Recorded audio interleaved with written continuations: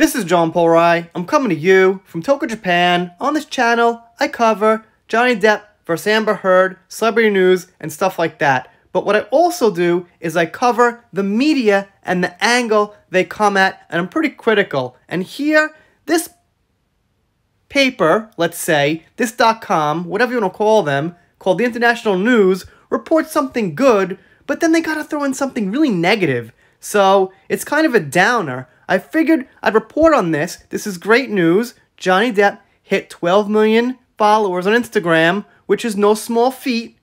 A lot of big stars you see get to 3, 4, 5 million, something like that. And they're active, and they're out there, and they're not being unfairly canceled, and they still don't do so great. But Johnny, with the flick of a finger, with like 10 posts or 12 posts, gets 12 million followers, which is awesome.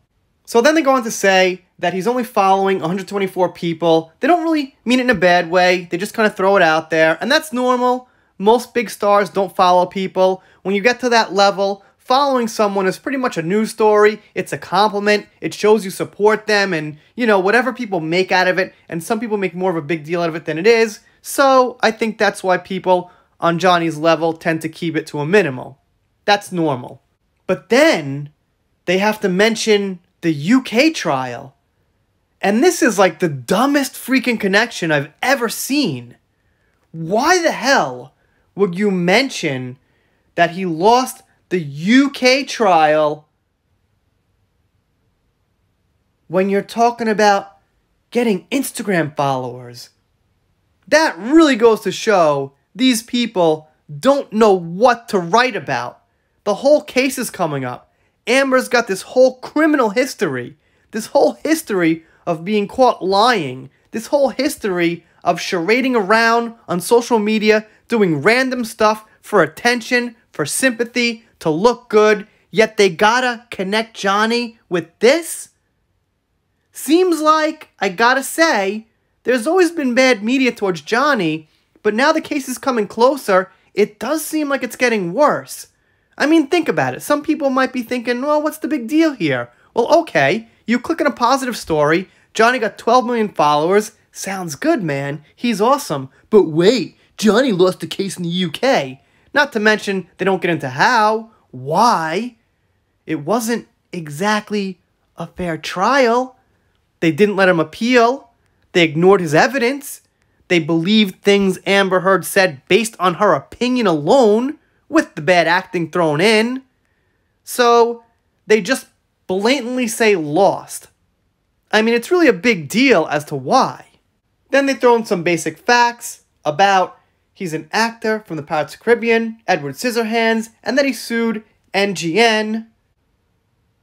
And then they talk about the op-ed.